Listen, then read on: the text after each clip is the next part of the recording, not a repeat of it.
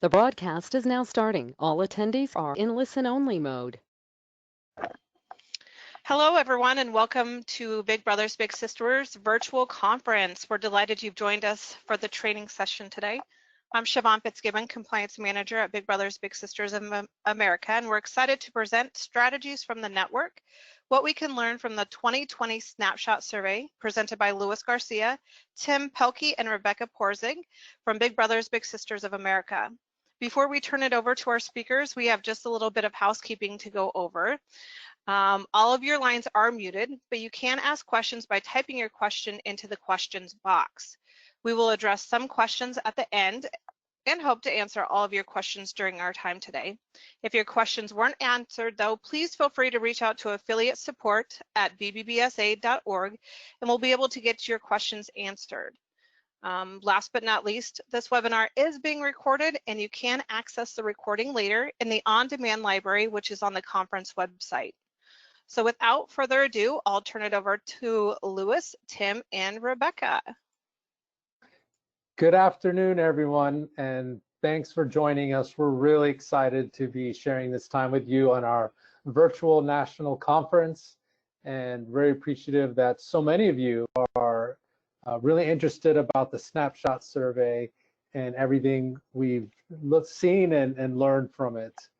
I'm Louis Garcia. I'm the Director of Program Innovation and Effectiveness, and I'm joined by two great colleagues for this presentation. You can introduce yourself, Rebecca.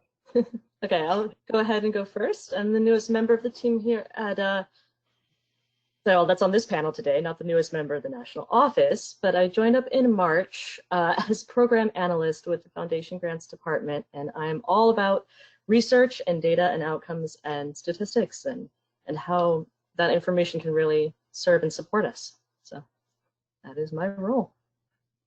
Hi, and I'm Tim Pelkey. I'm the Program Design Manager at the National Office. And I work on a lot of the specialty mentoring initiatives like Bigs and Blue and Sports Buddies. We're really working on potentially scaling up across the network. Wonderful, and we got a jam-packed hour for you. We're gonna walk through some methodology of the Snapshot Survey. We're gonna review the key survey results, have a little bit of some other things we learned from the survey for discussion, and how do we build bridge to the future. And from that, we'll take questions at the end, but we'll look at the questions in real time too, and keep up with that. And we're just excited about this. We've been doing the innovation survey since 2014, and right now I'm going to pass it on to Rebecca, who will walk us through the first step. Yeah, so as I go into the methodology, I'm going to give just a brief overview of the history of this survey and sort of what it means and why it's important.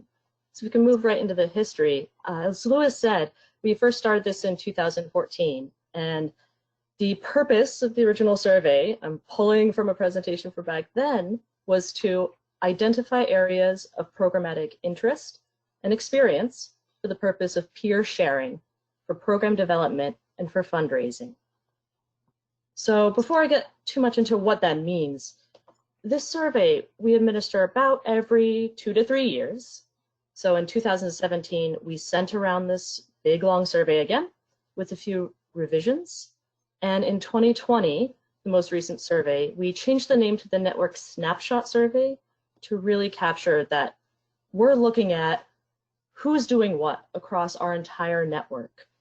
And as we go into the future, we'll be making more redesigns and carrying on. But to get into why this matters. So next slide. So going back to that original purpose, over the years, we've had consistent goals with the survey, even though its content has changed slightly.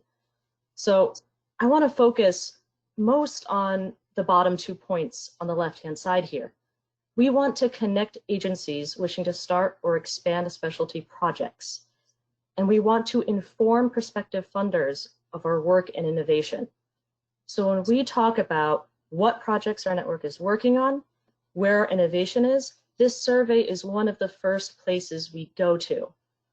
And from this survey, we compile a document called the Who Does What that we want our network to be able to use to say, oh, who else has a Sports Buddies program, or who else is exploring, group mentoring. So we want to make these pieces of information fully available to you. And we're aware that we need to be constantly improving how we're sending out the survey. As it stands, about 65% of our total network responded. That's not a complete picture. We could be, we want to get more responses. We want to get more people giving input so that we really know all the exciting things our network is engaged in. And to that end, as we go into the future, we'll be working on looking at the content of the survey, keen to see what can we take from systems we already have, such as Matchforce.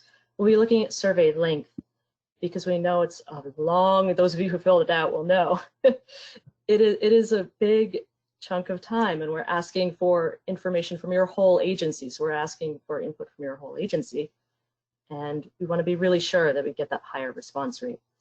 And really quick before we launch into results, because I mentioned that Who Does What document and the length of the survey, you can find those right now hosted on BBBS Connect. I'm going to put in the chat to the entire audience the link to the Connect page where the full survey results and that Who Does What document are housed. And we'll also be making posts on Workplace and others to make sure that you have access to this information and really encourage you to use it. So without further ado, I'll pass it off to Tim to go into our summary of results. All right, thanks so much, Rebecca. And I just want to say thanks to everybody that filled out this survey. I know it's a pain in the butt and it takes a long time to fill out. But as you can see during our discussion today, there's just so much great information that comes out of this. And we had a total of 163 agencies fill this out, which is a very impressive number. We hope to get more next time. But it really, because we've had so many agencies fill this out, it gives us a more complete network-wide picture of programmatic and really practices across the network. And I'm going to talk, well, unfortunately, we don't have enough time to talk about every set of questions in this, but we're going to highlight a few along the way today. Start out, let's talk about the Bigs in Blue and Bigs with Badges program. And this program, as you can see on the page before you, 87 agencies responded yes. And actually, agencies are more likely to have a Bigs with Badges program than a Bigs in Blue program, which is a little bit of change from when we did this survey last time when we were more focused on Bigs in Blue. Another thing, most programs tend to be pretty small. Actually, 57% have 10 or fewer participants. And it's most frequently offered as a community-based program, followed by a site-based, and Beyond School Walls is actually 7%, which has been an area of growth. Now, BBSA is actually the top funder for this program. 66% of agencies that get funding actually receive funding from the national office for this program, followed by foundations at 28%, corporations, and federal through the JJ grants. All right, our next area is Beyond School Walls, the workplace mentoring program. And we use this term actually to describe all workplace mentoring programs across the network. I know that it can be called something different at your agency level, but this has been something we're really trying to encapsulate everything together under one term, just for consistency's sake. And actually 49 agencies responded yes on this one. And 47% partner with external organizations such as schools to implement the program.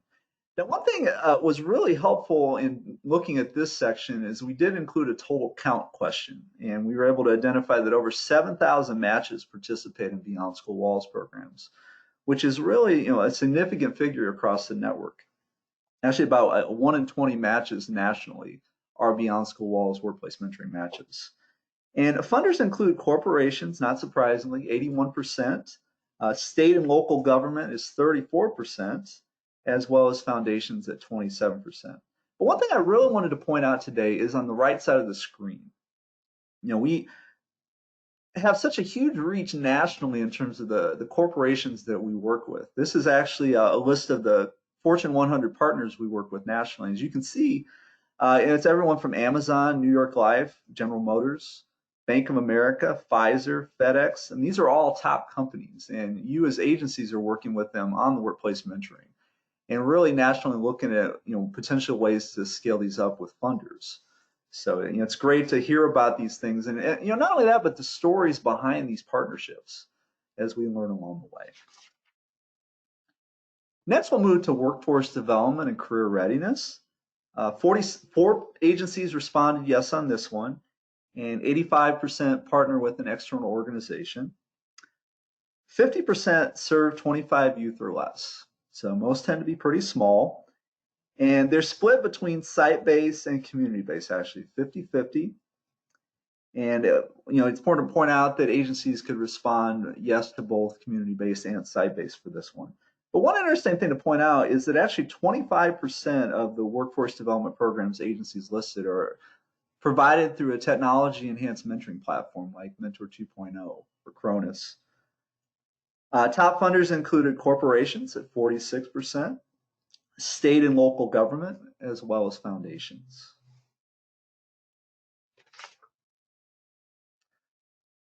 Next up, we have college readiness and success. And actually 67 agencies responded yes on this one. And these matches are split between site-based at 73% and community-based at 46%. Top funders include foundations at 61%, state and local government at 46%, corporations at 38%, and individual donors also at 38%. So a pretty wide base of funders for college readiness programs. And now we'll launch into our first poll question, Siobhan.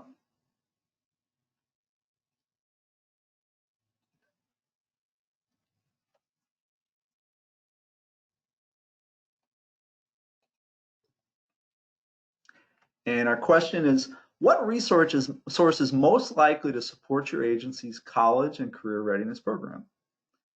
And this is really great advice for us as we consider potential resources at the national level we can provide to you as an agency. And we'll give this just a little bit for responses. Looks like so far 44%, actually up to 52% curriculum and activity guides are the area of greatest need, followed by national partnerships.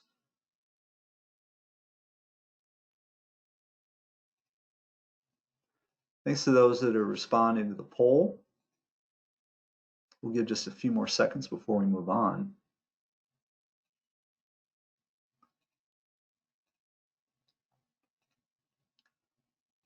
All right, I think we can close the poll, Siobhan. 56% curriculum and activity guides. Real need for that in supporting college readiness programs, followed by national partnerships at 21% and a marketing toolkit at 14%. So thanks for sharing that. Next up, we'll talk about group mentoring. And 32 agencies responded yes on this question. They do have a group mentoring program. The average ratio is actually 1 to 3. And the range for what and by that I mean 1 big for every 3 matches that are mentored. And in looking at the results, it actually varied between 1 to 2 and 1 to 5. So kind of right in the middle there. And reasons for starting group mentoring programs vary. And that was one of the interesting things looking at the data, is that for some agencies, a funder actually reached out to them, whether it be school district or local government, with an interest in a group model. Others, it may be a specific population. I know some agencies have used this program successfully with African American and other minority audiences. And also, some agencies are actually using this with the Bigs in Blue, Bigs with Badges program. I know New York City is a great example of that. So that's group mentoring. Next up, Sports Buddies. And this is actually the first time we included a set of questions on the Sports Buddies program. So it's great to get some information there, because obviously this is a pretty new program for us. 10 agencies responded yes on this question, and 75% of those actually serve 25 youth or less. So Sports Buddies programs tend to be pretty small, And we see a variety of different sports activities that are provided.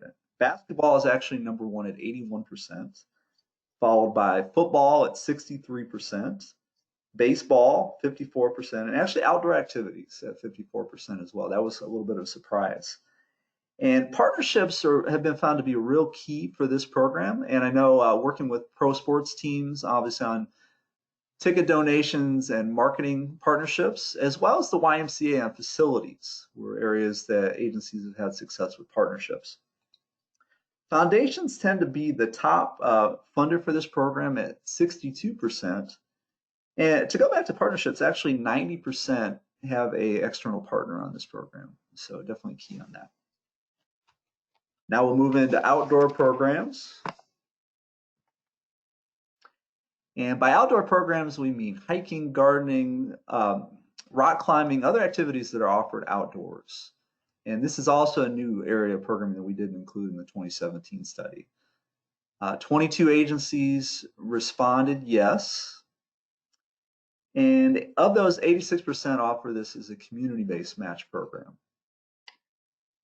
72% serve over 25 youth. So this tends to actually be a bigger program at agencies that offer it with a larger group of matches. And hiking is actually the number one program offered at 86%, followed by gardening and fishing. And the partnerships aspect is another interesting part of this program. Actually, the National Parks and Forest Service were the most common partner. So if you have a national park, or it could even be a state park in your local community, the outdoor activities model might be something that you could use locally.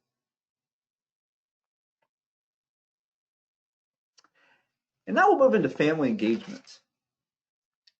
And we asked this set of questions a little bit differently from previous. We gave agencies actually the opportunity to select between a preset list of wraparound services that are provided. And in terms of what agencies provide directly and what is offered through referrals, it was interesting to see the differences there. Really, I think collections drives would be a good way to describe the type of services that are provided by agencies directly. Holiday gifts are offered by 30% and school supplies by 28%. You can see some agencies also offer recreational activities, and that may be through partnerships or they may provide those on their own. Parenting classes are offered by 20% of respondents. LGBTQ support and education by 11%, and then we see a variety of others. But it was interesting to look at the referrals given. Actually, mental health was number one at 43%. From this, we can really take that, agencies provide limited services in-house. And so really, community partners are very important in terms of meeting some of the expanded needs that families have when they walk in the door. And a great way to assess that is through our risk and productive inventory, which definitely look that up on either Workplace or Connect for more info if you're not familiar with that. There's also a great library of resources available through the Learning Exchange. But one thing that was interesting is that no wraparound services were provided by more than half of the agencies, either directly or through referrals. So there is definitely a lot of potential in terms of looking at what are the needs of families that come into your program and what are some ways that you as an agency can reach out and connect with them and supporting them in that. That's family engagement. And I believe next, Siobhan, we have another poll question. Our second poll question today: which of the following enhancements would be the most beneficial in your agency's effort to support family engagement? Option A is parenting classes. Option B is expanded wraparound services. And by that, we mean referrals to local community service providers or other supports beyond mentoring that your agency offers. C is better measuring family needs, and one way we talked about previously is the risk and protective inventory. Another one is parent advisory committees, and that's a group of parents that are in your program that might be able to provide ideas about how you can better serve them as a family. We'll give this just a second. While we're waiting, just to put a little plug in, we are having another presentation specifically on family engagement and wraparound services on Friday at 4 p.m. Definitely check out the conference schedule for more details on that. All right, and I think we can go ahead and close the poll, Siobhan. Right now, it's looking like 40% actually said expanded wraparound services. Second is better measuring family needs. And finally, third is parent advisory committees, which is actually a concept we really haven't used a lot in the network, so it's good to know there's interest in that. Thanks for sharing, everyone. Close that. And I hope you're hanging with me. We have just a few more to share, and definitely welcome your questions along the way. Juvenile justice involved youth. 53 agencies offer programming in this area, and of them, 91% are offered through a community-based model.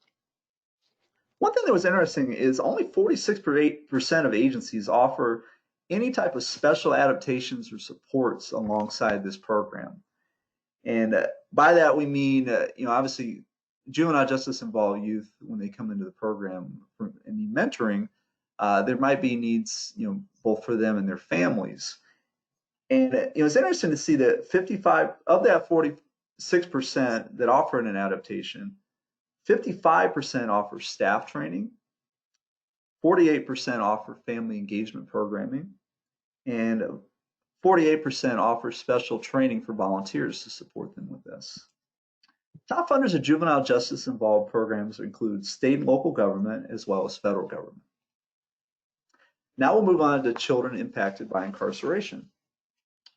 68% of agencies responded yes to this question. And of these, 38% partner with another organization to provide this program. So not as many partnerships as some, but of those, 77% were with social service organizations, such as, for example, the Department of Children and Families in your local community.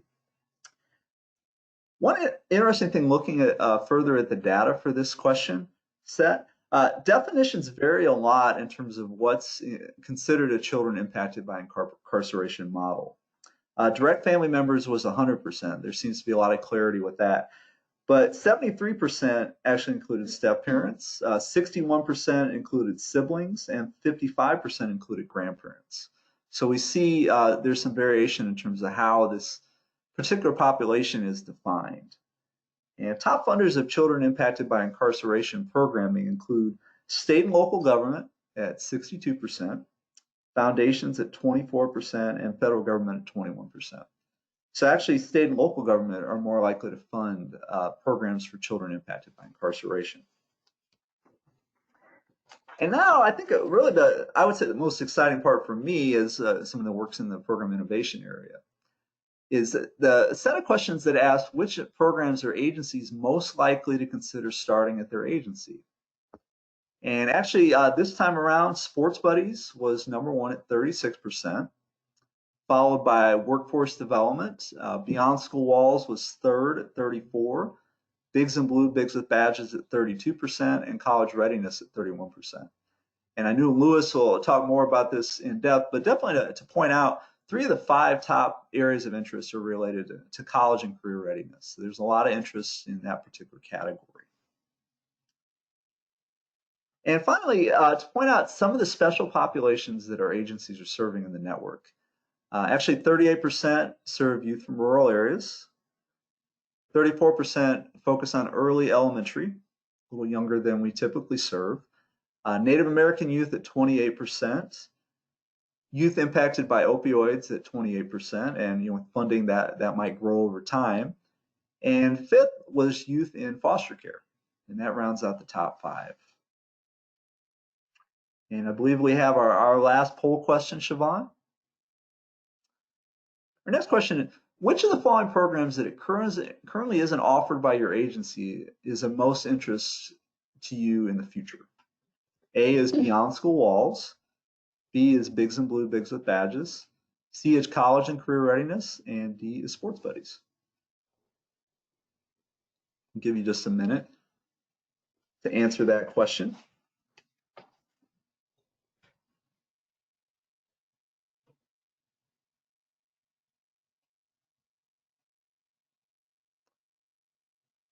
And say it's fun to watch these poll responses come in. Definitely people are taking part in that. Thanks for that.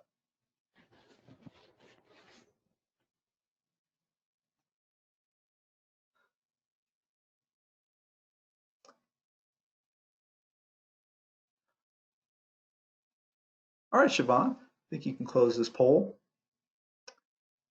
College and career readiness, 35% is our #1 response, followed by sports buddies at 27%, and Bigs and Blue, Bigs with Badges, 23%, and Beyond School Walls at 16%. Thanks so much for sharing, everyone. And now I'm going to turn it over to Lewis to discuss what we learned from the study. Thank you, Tim. And yeah, one thing I want to echo, important lesson we learned is how do we make the survey shorter? And that doesn't go unnoticed. You can imagine, I think we even cut out 100 questions from it before it was released. And there actually were a couple of people that responded, I'm so tired, I can't answer any more questions. Yeah, we heard that, we understand, but we also acknowledge, because this survey is a significant point of conversation around the national office at all levels, because it is widely looked at and used to gain a pulse and insight as to what's happening across the network, and that's why we kept having a big push for survey completion, because it does speak to some dedication of time and people's resources, and how we can convene, because we can't convene and talk about everything or try and fund everything, but this survey is so very important. And so, and also want to note, we released it in January and February, and a lot has changed since February, not just in our network, but across the country. And so that has also contributed to some conversations about the information in the survey. How do we evolve it again? Do we need to change the cadence? How do we format questions? Do we split it up into different pieces? Because we don't just want to, it's not utilized anymore just to do an inventory of what specialty programs exist. And that's part of our evolution. Is it's not just about specialty programs anymore. It's how is Big Brothers Big Sisters able to respond to community needs, and to be nimble to respond to what our partner, in ways that we can provide value to our partners. And so the next set of slides is where we jumped in and said, what are some things we can hypothesize? Not that we take them as this is exactly what the data show, but what are some hypotheses we can come up? What are some proposals we can generate from this? Where do we pool some resources? And really, what are the opportunities that we might be able to gauge and begin some discovery in these areas? And one that struck me, and I revisited it actually after the past few weeks and what's happening in our community for the social and racial injustices, is how we categorize underrepresented youth, where 84% of the respondents said we serve underrepresented youth, but then only 44% of the respondents have a special program dedicated. So somewhere where we're shifting and pivoting to not just having programs that are based on kind of like a deficit category, as in coming from incarcerated situation or juvenile justice involved, but actually recognizing the trauma-informed scenarios that the families and youth we're serving are in, and just histories of trauma. And underrepresentation is not just serving poor kids, but underrepresentation is growing awareness of what that really means in terms of voice and agency and status and community. So I think that is something that we can look at as Big Brothers Big Sisters. We are taking a stance where we're becoming more educated, becoming more advocates on how this fits into Big Brothers Big Sisters as a brand and as an entity. Go ahead, Tim. It's not a surprise, if you want to switch slides, that we heard that 96% of referrals come from parents. And that shouldn't be a surprise. And the next highest category, 92% come from our schools, and that's based on a lot of reasons and partnerships and school-based programs and other college and career programs. But I think an opportunity that we're also starting to have more conversation about is, what does that mean for family engagement? If that is a significant activity for waitlists, if it's a significant area of interest, and that is where is our highest referral source, how can we be engage in more communication and dialogue with our families, and beyond just a check-in on a phone call, but really what are we doing at all different touch points with the organization to engage with families. And post-COVID, the piece about school is I'm hearing is going to be even more significant. You know, what is school-based going to look like this fall? What is technology? How is technology going to be integrated and utilized more or differently with school-based or career and college or workforce or beyond school walls programs? Some of you are finding out now as you have conversations with schools, and we need to keep hearing from you from all different avenues, through affinity groups, through the NLC, through one-on-one calls, of what it means, what's it going to mean to have school partnerships, and how can we be responsive and show up with resources and to bring value to the school challenges that they have right now. And I put a note there at the bottom, an opportunity is, of all the waitlist activities, the top two are family engagement and education. And that speaks to our top two sources of referrals. And how can we migrate or evolve as a brand to be a stronger resource for family and for our school partnerships? Okay, Tim.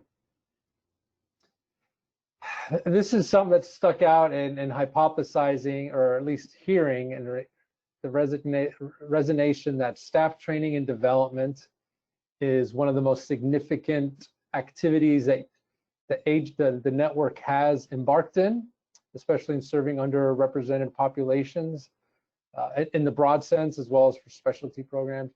But it also speaks to the future and how are we attracting and retaining and preparing our employees who can provide the best service, to be well informed and versed on trauma-informed care, on localized community conversations and dialogue, and relevant in communities of color, representative of communities of color, of our partnerships. And so that stood out quite significantly as being one of the most critical adaptations that agencies are making. And when the survey was broken down by some specialty programs, it's also the highest reported adaptation made for juvenile justice involved youth and youth whose families are impacted by incarceration. And so that I think creates an opportunity for us to continue to build the resource pool, continue to add resources on the learning exchange, and to have dialogue amongst each other. If you can, there you go. One little nugget that stuck out as well is agency use of the YOS and COS, the YOS and COS for another way to name it. The network's telling us the most widely use of the outcomes data is to assess individual youth needs and building those individualized plans, setting the individualized goals for matching and match support. And that stood out. I think you can see on there too, because obviously you can see that I'm pointing exactly to the screen where you can see where I'm pointing, like in a classroom. But marketing and fund development, it's not as widely used, and we've heard that loud and clear. The current YOS task force has invested significant time over the past 100 days, 100 and some days, revising the YOS. And speaking loudly that we need to develop more and stronger tools on how do we market, how do we put into words that can be palpable and understandable externally about the outcomes, because there's a huge opportunity there. We're investing so many resources in our agencies, and time, personnel, and time for our families and our youth to fill it out. there's opportunity to leverage the data quite significantly more for our partners, funding partners, our school partners, and for marketing. If you could flip. We asked a few questions on training and what were some topics that the network had a desire to see. And there's going to be two slides. One's for program staff and one is for our volunteers. And the top for the program staff, and it stands out significantly, and it's trauma-informed care.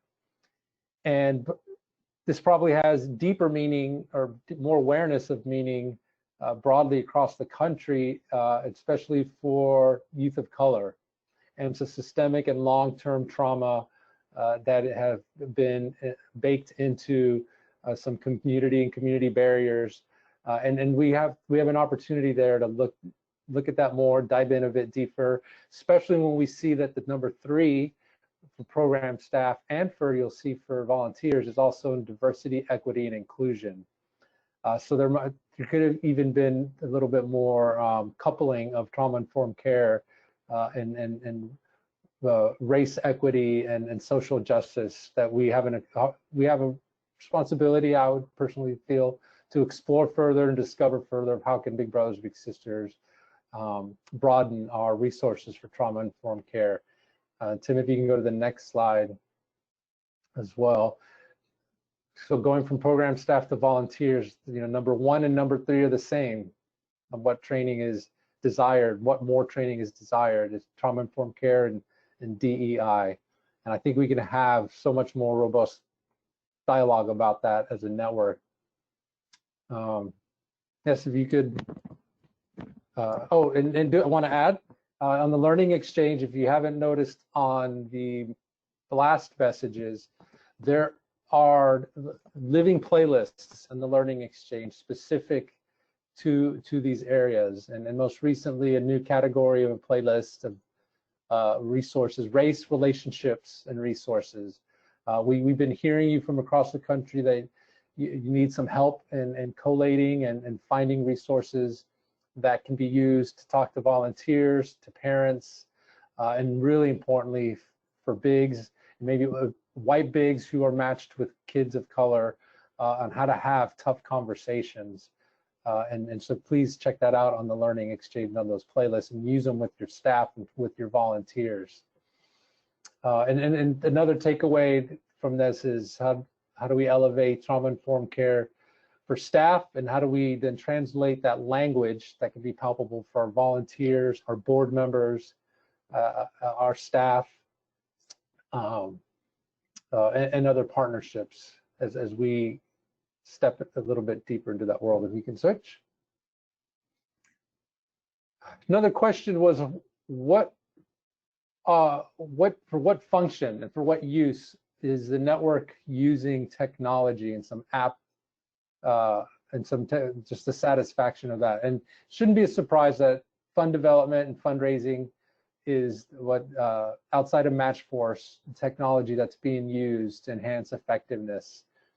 We've been hearing that for a long time. Many markets have explored and have actually been able to utilize some Salesforce tools that can eventually will learn and find resources and dollars to be able to build and roll out nationally, so that we can engage with Matchforce much further and more embedded with the fundraising and the fund development. That's such a significant, that could be a very significant way to get some operational efficiencies and really tighten up our data and how it overlaps and how it can be cross-pollinated with the program and the bigs. There's also, and we do know too, technology and especially post-COVID, I think that slide would probably shift a little the results. And it's not just what technology can we throw at the network just to react, but actually what kind of environment can we build that can leverage technology in so many different ways to enhance not just the mentoring experience externally, but to enhance the employee experience at the agency. we're looking at what are things that can be automated that are very redundant, mundane data entry that we're paying really smart and talented people to do some data entry and data collection and sending emails with attachments and pulling up paper files to align geographically things in Matchforce.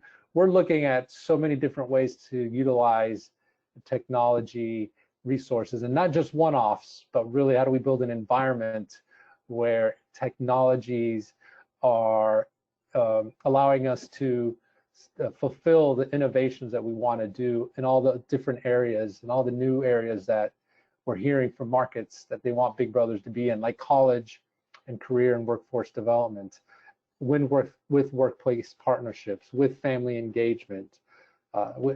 Technology can just become embedded in that, and then we become a just more nimble and responsive organization. You can flip the slide.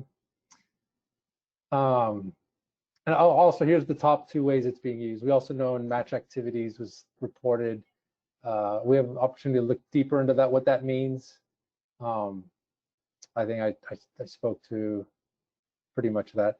And then I guess the last bullet, and it's a question that was asked earlier in the chat, is we also know we need some kind of curriculum environment, not just for one type of program like college or career readiness, but where can we build an environment where curriculum can be part of enhancing other programs like workplace mentoring for all ages. Let's talk K through 12 and post high school. I mean, so we know that we need some kind of curriculum environment to enhance our ability to reach our markets differently and satisfy some of the needs in our communities. Yes, that's fine, Tim. If you can. Then we saw some money, and an interesting way to look at the data is, of all the programs that fell into a specialty program category, it's important to see the report of how much was being funded of those programs. And there's the top 4 are highlighted there. That here's how to read it. So in agencies that have college readiness, 97% of the agencies said there's specific funding for it. Same with workplace and beyond school walls and workforce development. Those 3 are really high indicators that there is funding out there for a niche lane for Big Brothers Big Sisters, to programs that utilize technologies in different ways, allows us to partner with schools in different ways and respond to our businesses, our schools, our families, and so there's funding out there, and when we got to continue to discover and find ways to build the resources, find the funding for it. Applaud some of the recent efforts to pool some dollars to do some match force enhancements by the agencies. That's the kind of action we can take collectively as a network, so that you're able to reach and have more scale and a broader reach. And then you can see the rest of the specialty programs, the percent that said they have funding dedicated to those programs.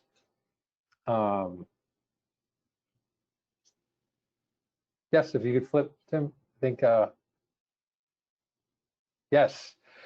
Before we jump into questions, and we'll scan through that. The wrap up has evolved over the past 100 days. After looking at the data, we're all looking at our work so differently. We're looking at our ability and our resources, how we're prepared to evolve and pivot and engage with families and our community and our partners and our funders and board and staff, so many different ways. And I heard this morning, it is overwhelming. It's overwhelming for everyone. I can say I know what we're good at in this network is not just surviving, it's not just thriving, but together there's some thrival. Right? That's like we can start using the combo of that word. The thrival, the ability to have thrival in our network is really fantastic. And this survey really highlights some of the important ways that some important opportunities that we can leverage and take advantage of, as well as open new doors for all of us. Panelists, peers, anything to add as we dive into some questions? Ready to dive right into questions. Yeah, I think so. I just say it's a lot of fun to see this data set come in and all the great, it's not just the data that comes in, but those open-ended questions. And we learn a lot and really reach out to agencies a lot based on the responses to this survey. So definitely appreciate you taking it seriously on that. Yeah. And right away, the questions came in. This was done pre-COVID.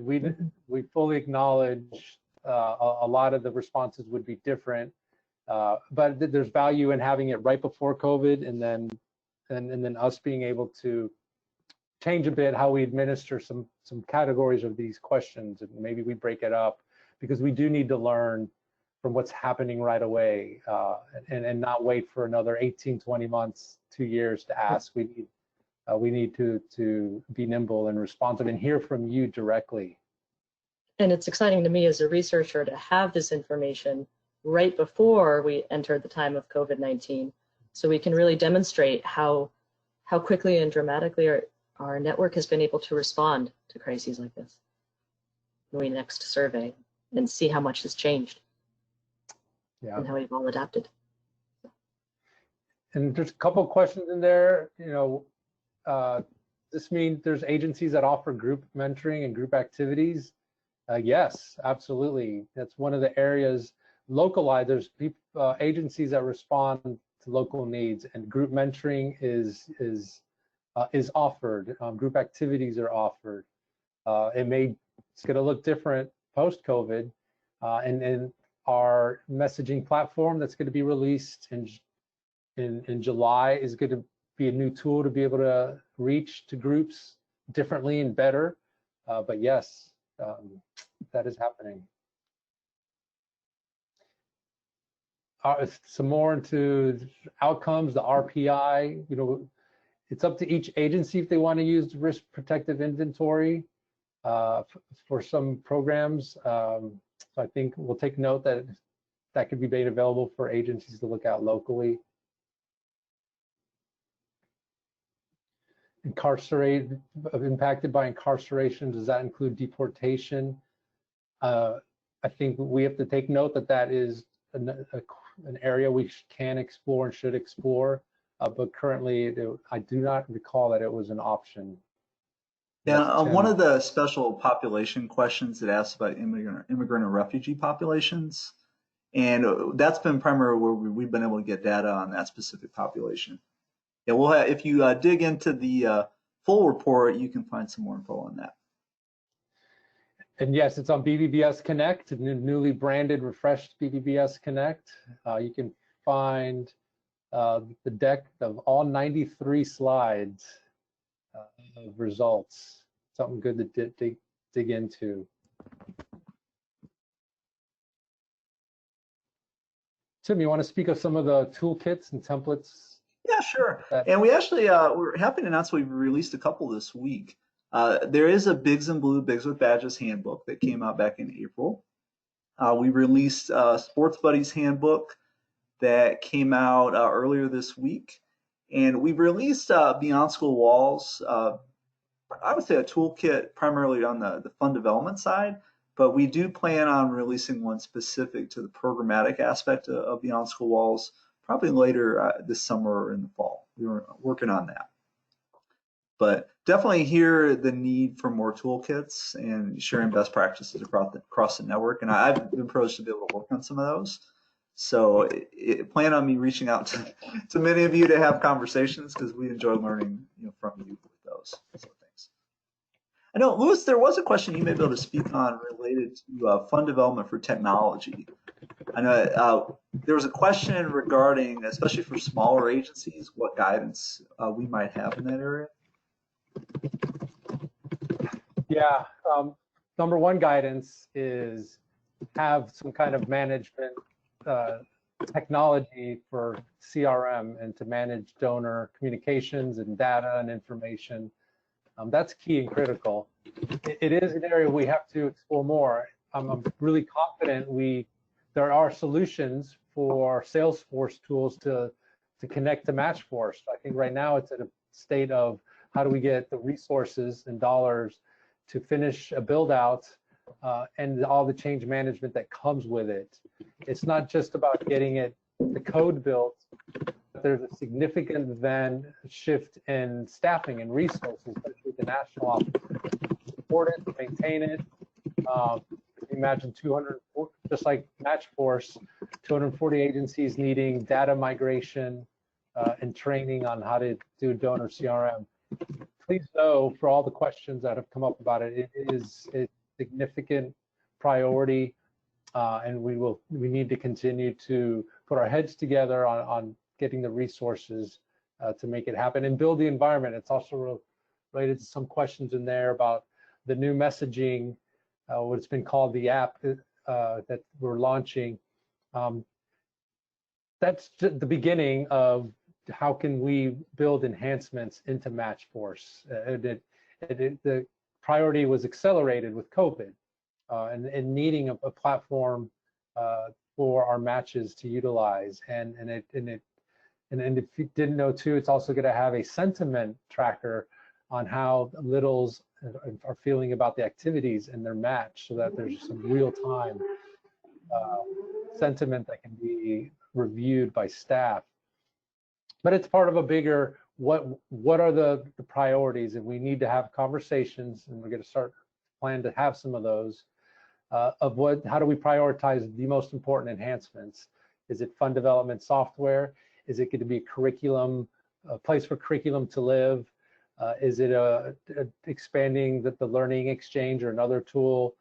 So it all is one login. Like, there's all these complexities into answering that question. So we need to keep hearing from all of you on what are some priorities, what are some needs for Matchforce 2.0 or Matchforce 3.0 blueprint that is a living thing, a living document. I had a question come in regarding corporate partnerships for programs like Beyond School Walls, and the answer is yes. Our fund development team is very enthusiastically working on additional partnership opportunities. And if you have those at the local level you could possibly roll up, definitely send those our way. A lot of those start at the local level. So keep those in mind with that. With the Who Does What document, and for those of you that are newer to the network, that's actually a list of agencies that provide each of these specialty programs that we talk about today. And that is actually available on BBBS Connect in the link that Rebecca shared earlier in our presentation. And you can go to that. It's a spreadsheet that will give you a list, for example, of every agency that in the survey said they had a Bigs and Blue program. And that's a great way in terms of being able to connect with other colleagues that are doing programs in those areas if you have any questions that might need answers. Another great way is obviously through Workplace by Facebook. And we have groups for many of these specialty programs that we've talked about today actually in that area.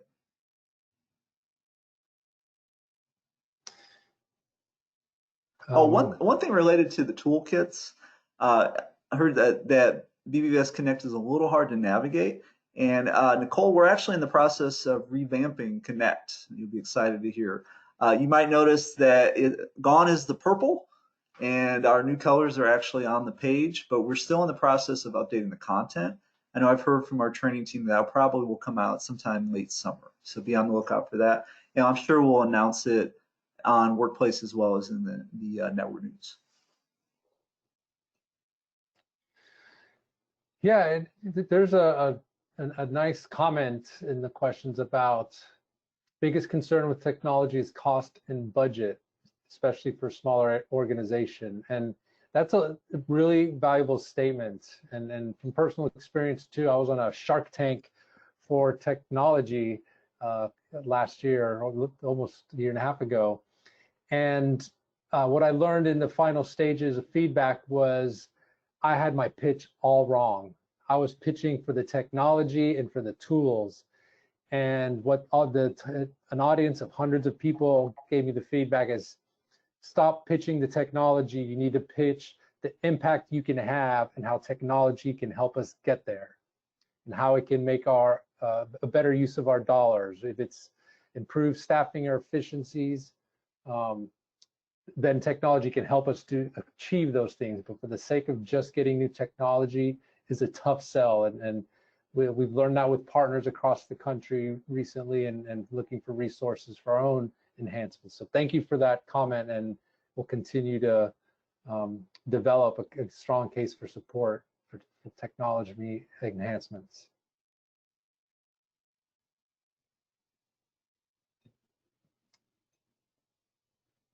There's a question regarding feedback on public response to Bigs and Blue Bigs with Badges programming. And that's actually something at the national level we're looking at, and behind the scenes really working on both language as well as some solutions for that. I'm not at liberty to say what date that'll come out, but I know that is in the works, and we'll hopefully have more updates in the near future for you on that.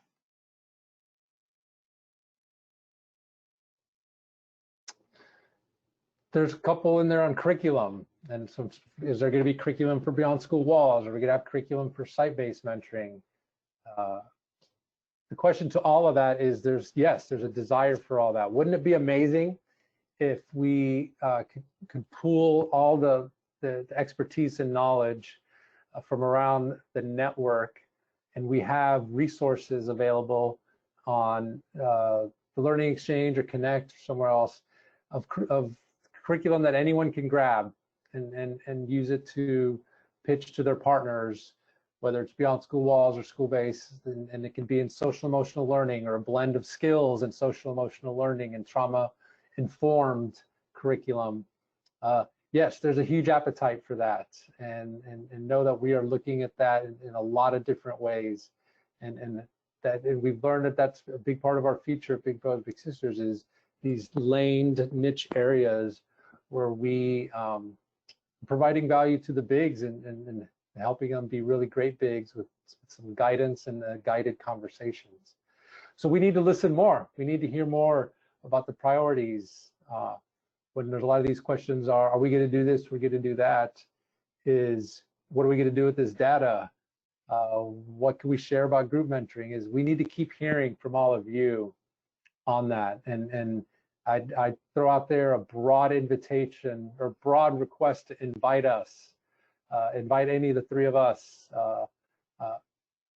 others from the national office, to listen and to learn about the conversations happening. We don't know how to tag the priorities if we don't hear from all of you in the network. And so please invite us to these conversations, as they are really important and valuable to supplement the data that we collect in this survey.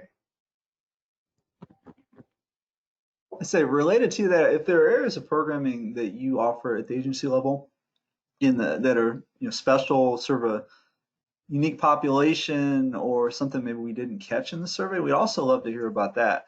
I know, I can tell you we added the questions related to outdoor programs and sports buddies based on some feedback we got from agencies. So we're continuing to think about what might be included in the next, the 2022-2023 survey with this.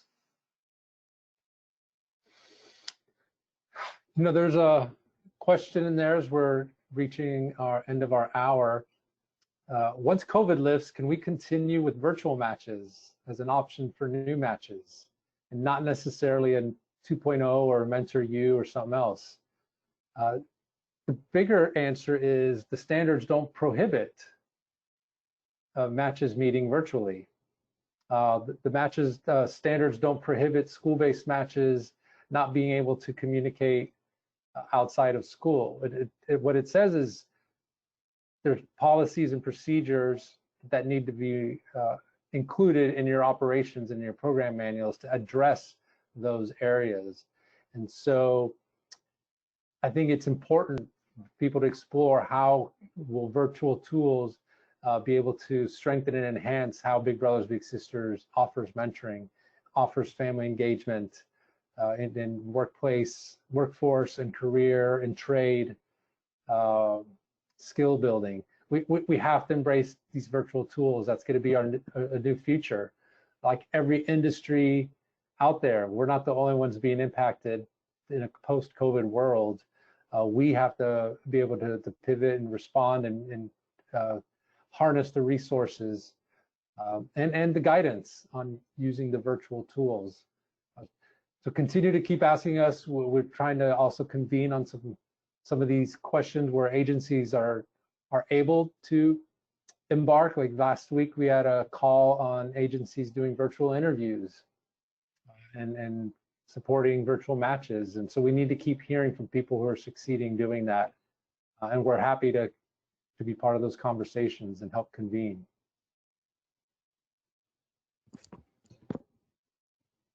Well, thank you, everybody. Thank you, Louis, Tim, and Rebecca, for your presentation on the strategies in the network. And of course, all the time you spent gathering and analyzing the data that you were able to share today.